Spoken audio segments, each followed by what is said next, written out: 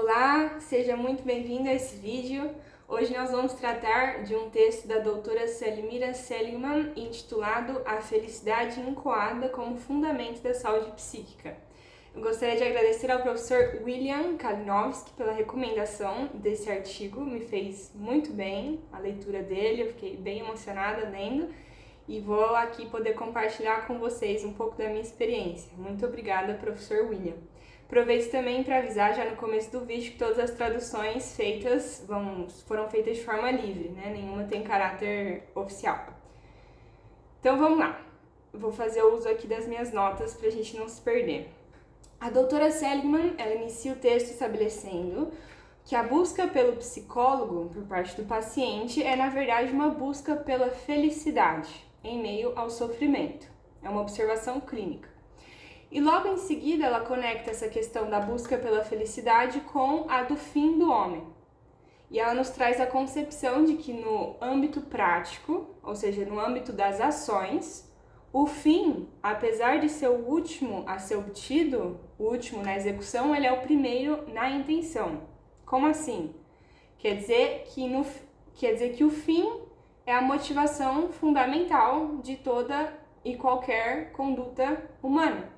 E ele é necessário, então, se nós queremos compreender em profundidade a personalidade de alguém, que sempre está dirigida pela causa final. Eu vou dar um resumão do que a doutora trata no seu texto, não precisa entender tudo agora, a gente vai desenvolvendo tudo isso ao longo do vídeo. Mas a tese que a autora ela vai propor ao longo do texto é que há um único fim, que nos dá a verdadeira felicidade, e que essa felicidade que desejamos tão profundamente começa aqui na Terra, com participação da felicidade perfeita, que se dará na visão beatífica. Daí o nome do texto da doutora Seligman, a felicidade incoada, como fundamento da saúde psíquica, é a felicidade começada, né? Incoar vem do verbo começar, que quer dizer algo que está no seu início. E aqui é muito interessante que ela conecta várias ciências. Ela conecta a filosofia, né, como o nosso fim sendo a contemplação da verdade. Ela conecta com a teologia, onde a gente entende que essa verdade é Deus. E ela relaciona com a psicologia. Então é muito interessante. E ela traz que na psicoterapia, especificamente o psicólogo, ele deve ser como um instrumento da graça de Deus na vida do seu paciente. Por quê? Porque a graça, ela é princípio da glória. Na glória vai ser como se dará nosso destino de felicidade eterna. E a graça é o princípio disso, aqui na Terra.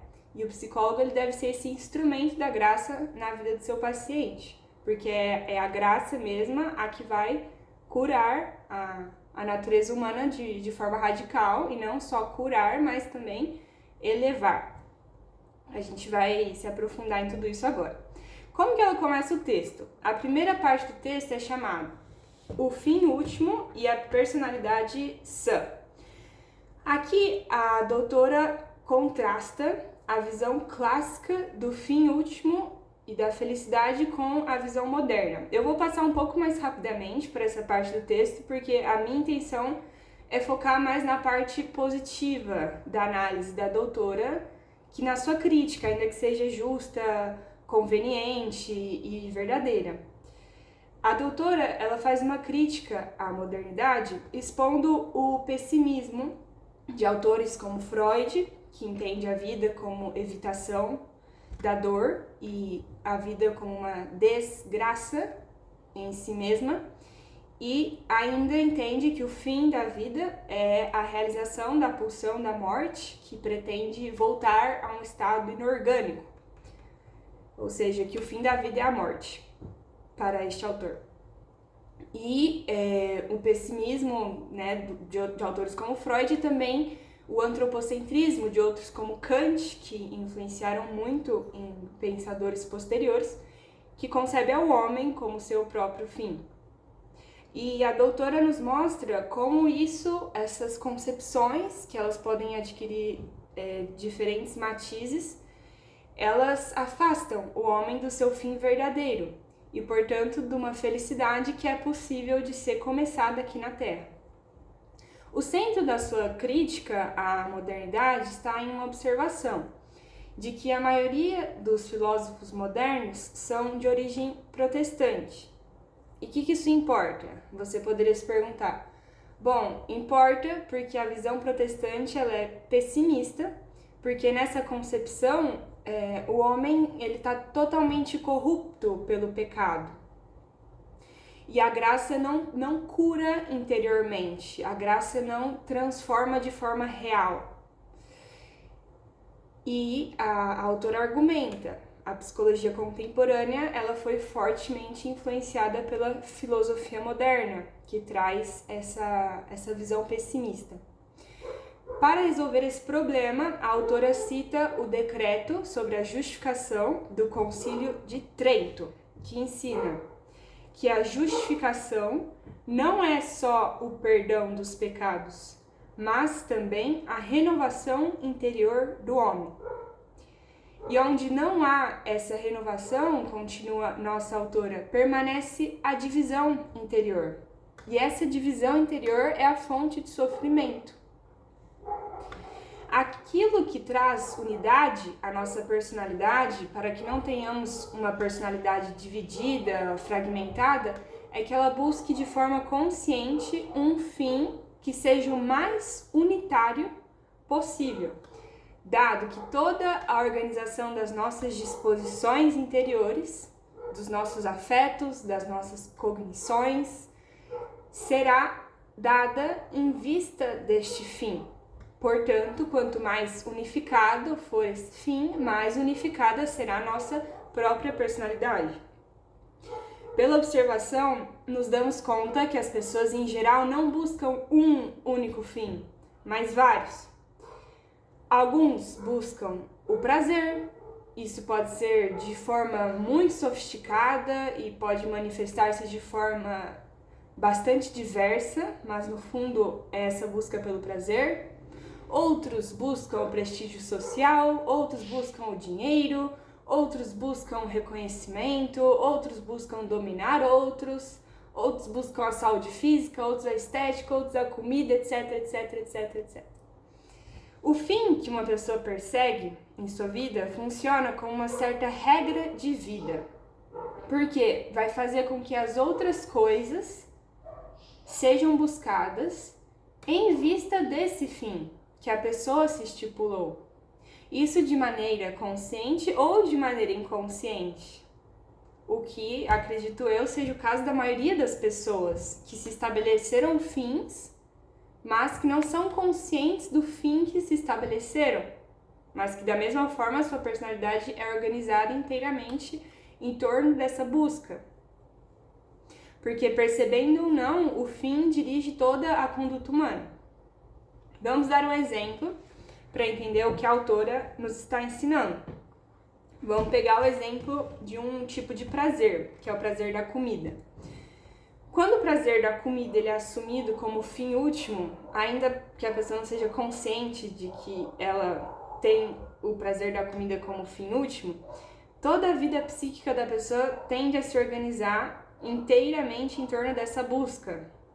Ela pensa constantemente em comida, ela está trabalhando e vem o pensamento da comida, ela se preocupa sobre como será a sua próxima refeição, ela está terminando uma refeição, ela já está pensando na próxima, ela sofre quando o prazer que ela buscava na comida é frustrado, quando ela esperava um sabor, ou quando não tem aquele alimento específico que ela queria, ou quando acaba, então ela quer mais. E, inclusive, isso gera desordem em outras dimensões da vida. Por exemplo, essa pessoa ela pode deixar de se envolver em atividades sociais, ela pode se isolar, porque essas atividades sociais não têm comida. Ou ela pode escolher os amigos com base na capacidade aquisitiva que eles têm de fazer seus encontros sociais em restaurantes que ofereçam excelentes experiências gastronômicas. Resumindo, ainda que de forma inconsciente, a pessoa vai subordinando tudo como um meio para obter esse prazer. No caso, a gente citou da comida. Ou se você pensar em outro exemplo, uma pessoa que coloca o reconhecimento ou a estima dos outros como seu fim último, ela também vai organizar toda a sua vida segundo esse critério. O reconhecimento externo torna-se regra das suas escolhas, configurando seu caráter, configurando suas condutas. Há muitos exemplos, mas todos esses fins são chamados fins fictícios. A gente já vai se aprofundar nisso. Esses fins fictícios são fins insuficientes e não são plenamente saciativos. E por isso a pessoa não consegue repousar, a pessoa não consegue descansar, a pessoa não consegue aquietar seu desejo. Ela vive em uma insatisfação crônica, insaciável, de sempre querer mais e mais e mais e mais e mais e mais e mais. Então, o que a gente constata facilmente, acho que todo mundo percebe isso, é que o desejo de ser feliz é comum a todos. Não há ninguém que não deseje ser feliz. Mas as pessoas discordam sobre onde essa felicidade realmente reside. E a prova disso é a diversidade de estilos de vida, a diversidade de objetivos que as pessoas buscam. Mas será que o fim último tem somente esse aspecto subjetivo ou será que tem um aspecto objetivo também? Aqui a doutora traz a Santo Tomás, que comentando Aristóteles, diz que como a natureza é uma só, né, apesar de sermos todas pessoas, indivíduos diferentes, nós pertencemos ao gênero humano, né? Nós não somos pedras, não somos plantas, não somos animais, nós somos pessoas humanas, seres humanos. E há algo que todos os indivíduos, ainda que diferentes, ainda que únicos e irrepetíveis, compartilham, que é a natureza humana. A natureza humana ela é comum a todos os seres humanos. Como a natureza humana é uma só, vamos seguir aqui o raciocínio. Como a natureza humana é uma só, é preciso que seja também um só o fim último. Por quê? Porque o fim último é o termo, é o fim, é a perfeição do movimento natural do desejo humano. O fim último é onde o desejo humano pode como que descansar e nada mais querer uma vez conseguido. Alcançado esse fim, que seja suficiente por si mesmo, a pessoa não vai querer nada mais. E nisso consiste o fim último. Vemos que esses outros fins que a gente citou anteriormente, como o prazer ou o reconhecimento ou ao infinito, eles não são buscados por eles mesmos, mas eles são buscados em vista de outra coisa. O fulano que pensa em comida o dia inteiro, ele pensa em comida porque ele crê, ainda que de forma inconsciente, ainda que ele não admite, ainda que ele não verbalize, ainda que ele não perceba, mas ele crê que a sua felicidade se encontra no prazer que a comida vai lhe oferecer. A mesma coisa com a fulana que passa o dia pendente do seu WhatsApp, ou de quem viu seus stories, ou de quem curtiu seu post no Instagram. Ela acha, ainda que inconscientemente, que sua felicidade está em ser reconhecida pelos outros. Mas esses autores clássicos, Santo Tomás, Aristóteles, entre outros, nos ensinam que o fim último não pode ser buscado em vista de outra coisa. Ele tem que ser suficiente em si mesmo. Ele mesmo tem que saciar todo o desejo de nossa felicidade. Tem que ser um bem, então, que contenha todos os outros bens. Porque então, tendo tudo, não vamos desejar mais nada. E vamos descansar. E esse é o nosso fim último. Aristóteles recorda constantemente em suas obras que a natureza não faz nada em vão.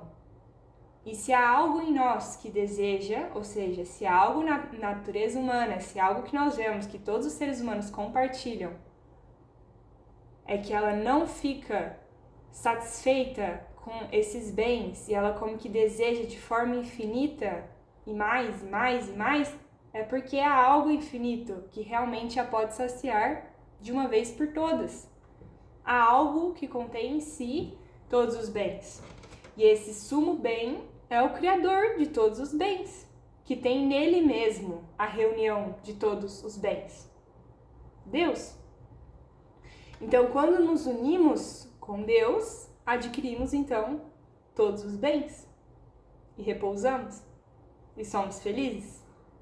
Portanto, o único fim verdadeiro de todas as pessoas humanas, tenham ou não fé, estejam em graça ou não, queiram aceitar ou não, é a união com Deus. E nós não devemos pretender que temos o poder de escolher o fim, porque ele já está dado pela própria natureza humana.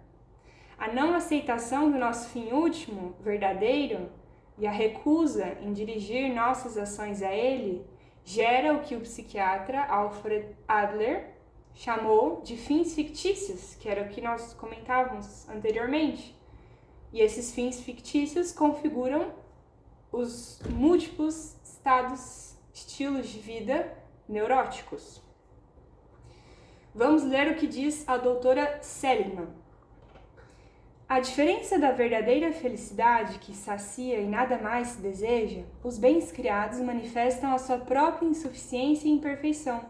Por isso, quando neles se coloca o fim último, deixam uma profunda insatisfação, pela qual se busca de modo desordenado sempre mais e mais, ao mesmo tempo em que se os deteriora, porque se lhes exige aquilo que eles mesmos não podem dar.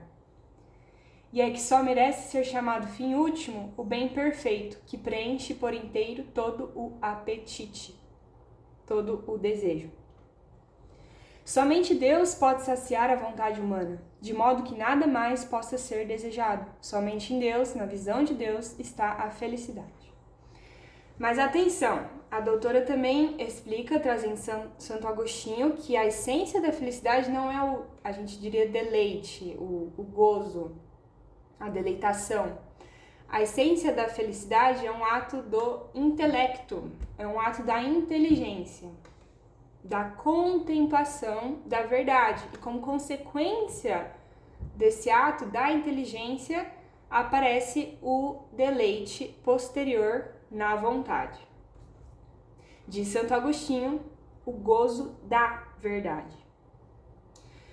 Demonstrado então que há um fim verdadeiro, que a nossa felicidade depende de nos dirigirmos a ele, subordinar todo o resto como fins intermediários que levam a esse único fim, traz então a doutora Santo Tomás, que ensina que dado que a virtude aperfeiçoa a natureza humana e a leva à sua plenitude, ao que está chamada a ser, a sua realização, consequentemente, a felicidade para o ser humano é a operação segundo a virtude. A felicidade é o agir segundo a virtude. Diz que é especialmente importante que os psicólogos não ignorem em que consiste a verdadeira felicidade, a mesma para todos. Porque, diz a doutora, a pessoa que erra não é feliz. E, portanto, o psicólogo deve ajudar seu paciente, tirando-o da ignorância e orientando-o à verdadeira felicidade. Finalmente, cabe uma distinção, que explica o nome do texto, o título do texto, que é que uma felicidade que seja perfeita, ela precisa de certa continuidade no tempo, ela precisa de unidade. E por isso não há felicidade perfeita na Terra, só no céu.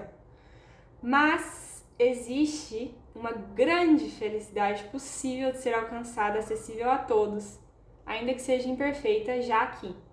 Essa felicidade incoada, que é o fundamento de toda verdadeira saúde mental, de toda verdadeira maturidade e de toda verdadeira estabilidade afetiva. Bom, agora a gente chegou à metade do texto. Aguenta mais um pouco, que ele já vai ficar bem prático na última parte. Nessa sessão, ela conecta a teologia à prática clínica da saúde mental.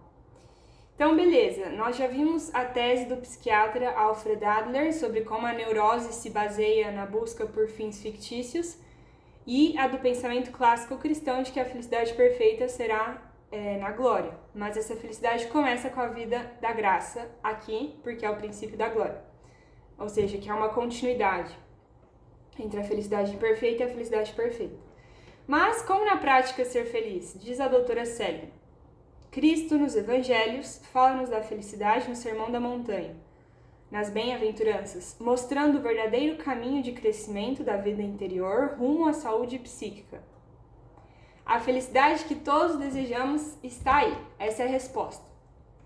Eu penso, enquanto estava lendo esse texto, nós escutamos a tantas pessoas nos dizendo que seremos felizes quando aprendamos a dizer não, ou quando aprendamos a dizer sim, quando fizermos o que queramos, quando viajarmos o mundo, quando corrermos uma maratona, quando aceitarmos nosso corpo como é, ou quando conseguirmos mudá-lo, a nossa imagem corporal ideal, quando encontrarmos alguém para casar, ou quando decidimos buscar os nossos sonhos, etc. Mas parece mais inteligente, parece mais confiável escutar a verdade imutável, que é Cristo, que todas essas pessoas, inclusive que nós mesmos, que em um momento do dia temos uma opinião e queremos uma coisa, e pode ser que no fim da tarde, queiramos outra coisa, tenhamos mudado de opinião. Diz a doutora Seligman, o fim é ser feliz. E Cristo, no Sermão da Montanha, nos diz como ser felizes nessa vida e na outra. Então, essa é também a resposta ao estilo de vida neurótico, porque o que Cristo ensina que temos que fazer para obter a felicidade são atos de virtudes. Lembram que a gente estava comentando como o homem virtuoso ele é são mentalmente? Algo muito central do texto da doutora Seligman é que ela nos anima, ela nos motiva a ser felizes já. O que significa muitas vezes mudar de vida e começar uma vida boa e virtuosa, que é a única na qual alguém poderia realmente ser sereno e feliz, ainda que se oponha a de todo mundo. A felicidade não será só na vida eterna. Diz ela, Santo Tomás nos diz que das obras boas e virtuosas também há uma recompensa nesta vida. Não é verdade que nesta vida os bons sempre se dão mal e os maus se dão bem. A recompensa principal, já aqui, é viver sempre em paz, independentemente das tribulações exteriores. Viver em paz não é ausência de problema, não é um quietismo. Podem haver tribulações terríveis, podem ser necessários suportar muitos maus, mas a pessoa virtuosa que vive com a ajuda da graça de Cristo, ela é feliz em meio de tudo isso, ela é mentalmente saudável e ela está sempre em paz em seu interior. Ainda que no exterior nem sempre haja essa paz. Ou seja, esses prêmios que recebemos agora, agindo de acordo com as virtudes que Cristo nos ensina nas bem-aventuranças, são principalmente bens não exteriores, mas espirituais. São bens psíquicos, são uma personalidade estável, uma saúde mental. As bem-aventuranças nos dão uma personalidade unificada, integrada, ordenada, estável. Nós nos tornamos, então, pessoas serenas, em paz, felizes. Continua a autora. Também não é verdade que a vida terrena seja um sofrimento contínuo, do qual é preciso escapar, como pensam os psicanalistas com um profundo pessimismo que muitas vezes os leva a situações desesperadoras. As consequências de nossas obras não se manifestarão apenas depois, no céu ou no inferno, mas também têm consequências nesta vida. E muitas vezes as doenças mentais podem ser penas pela malícia ou por atos contrários à lei moral. E afirma Santo Tomás, os maus, embora às vezes não sofram penas temporais nesta vida, sofrem, no entanto, penas espirituais. Daí que São Agostinho diga, no livro 1 das Confissões, tu ordenaste, Senhor, e assim se verifica, que a alma desordenada seja pena para si mesma. E o filósofo diz dos maus, no livro 9 da Ética, que sua alma luta consigo mesma, por isso a atrai para cá e aquilo para lá. E conclui, se ser mal faz ser tão miserável, deve-se evitar com todo empenho a malícia. De modo semelhante, pelo contrário, aos bons, embora nesta vida às vezes não tenham recompensas corporais, nunca lhes faltam, no entanto, os bens espirituais, mesmo nesta vida. Conforme diz São Mateus e São Marcos, recebereis 100 vezes mais ainda nesta vida. Certo. Chegamos então às bem-aventuranças como caminho em direção à saúde psíquica e como um caminho clínico que o psicólogo pode tentar trilhar, ou ajudar, melhor dizendo, ajudar seu paciente a trilhar.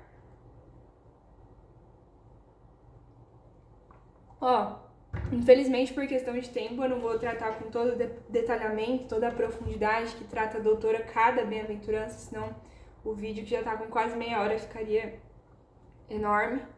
Então, reforço o convite para vocês lerem o próprio texto, que não é uma leitura difícil e é muito profundo. Então, essa é a parte prática do texto, né, a última parte, e diz nossa autora: a felicidade é o último fim da vida humana, e Santo Tomás diz que a pessoa vai adquirindo o fim pela esperança de alcançá-lo. E a esperança de alcançar o fim surge quando a pessoa se move convenientemente para esse fim e se aproxima cada vez mais dele por suas ações. Certo? Então, aqui está a parte prática do texto. Então, para a doutora Seligman, o Sermão da Montanha responde ao desejo natural de felicidade que Deus colocou em todos os corações humanos, em toda a natureza humana.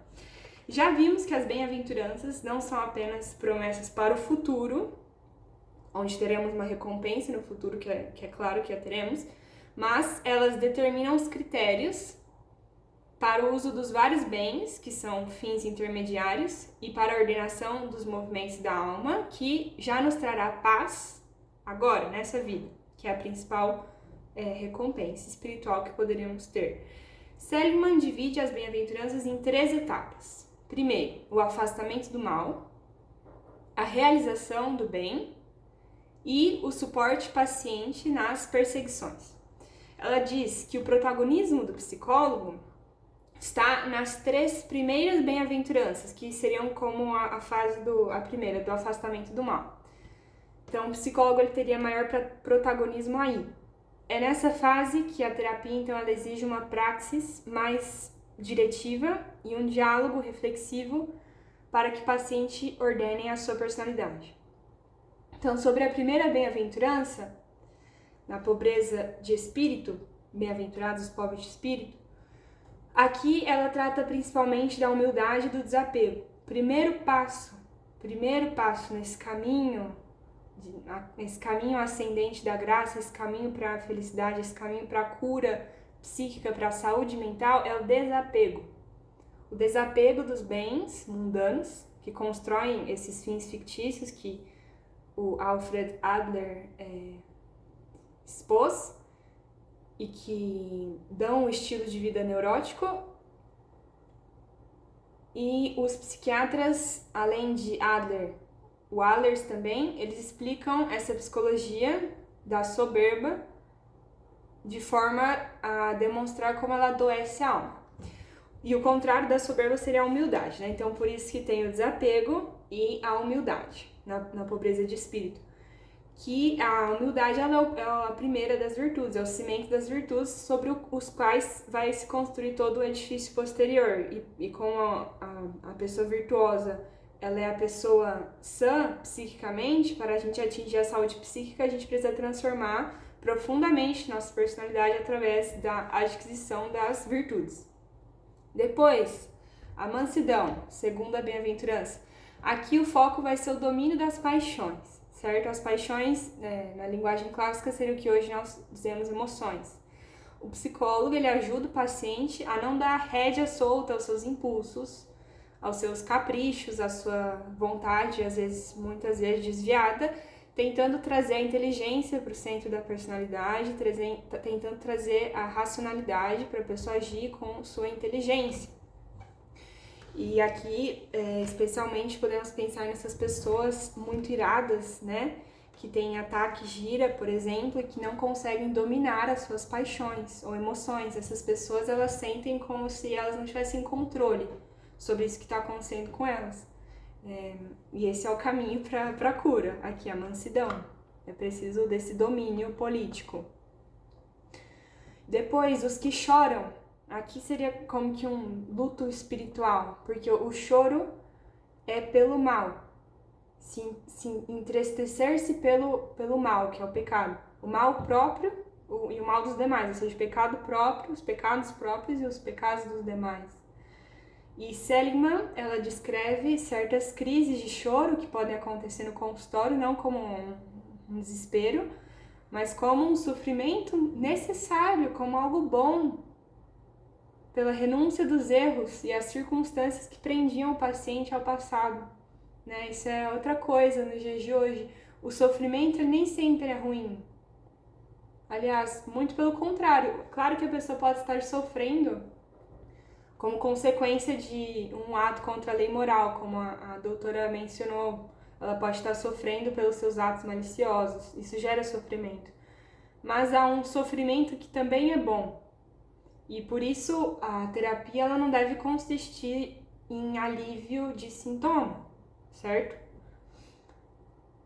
A doutora não diz explicitamente, mas eu entendo que uma vez que o paciente aprende a submeter as paixões à razão e se afastar do mal, ele inicia um processo de alta do acompanhamento psicológico estrito, né? Ninguém quer ir no psicólogo para sempre, ou pelo menos não deveria ir, o psicólogo não deveria querer manter seu paciente com ele, né? O objetivo é a alta, é que ele se vire sozinho, né?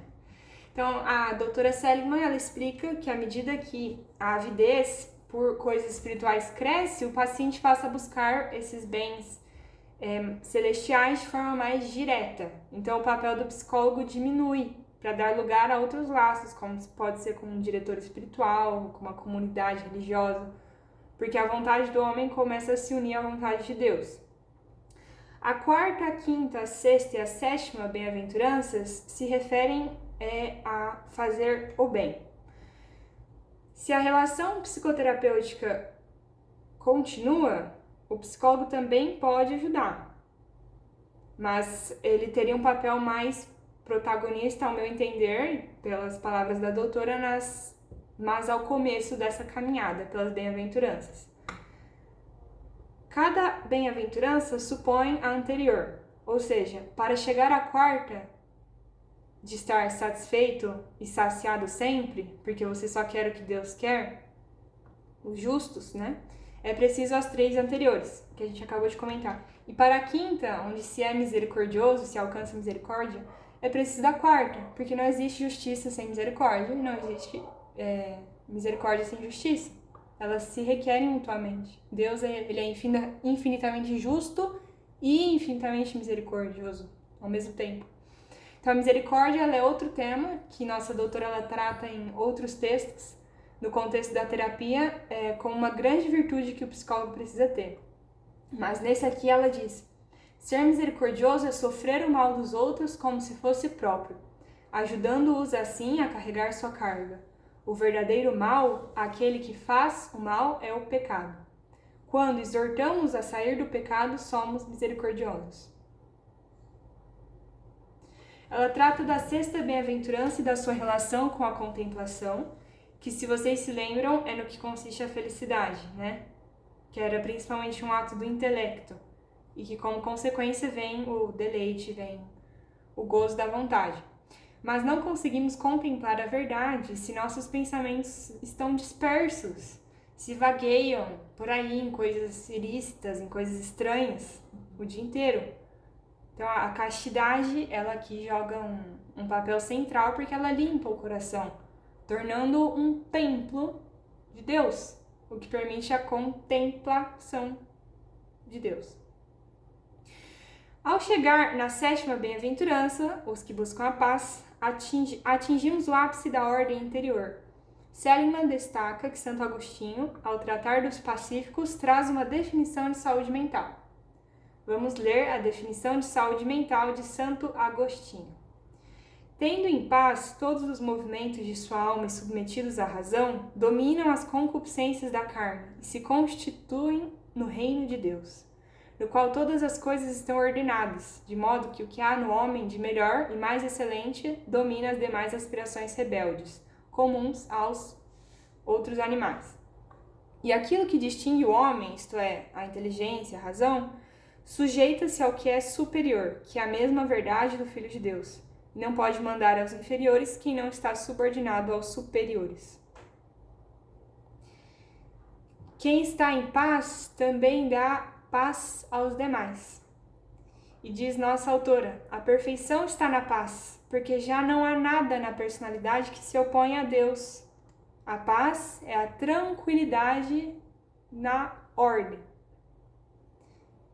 Que ordem? Bom, essa ordem que Santo Agostinho acabou de nos explicar. Ou seja, que o que há de mais superior em nós, nossa dimensão espiritual, nossa inteligência, que ilumina a nossa vontade, domina as nossas aspirações rebeldes, domina a nossa sensibilidade, domina tudo que é inferior, ao mesmo tempo que ela mesma se sujeita ao que é superior a ela, né? Que é o Verbo de Deus, a verdade, que é Deus, Jesus Cristo.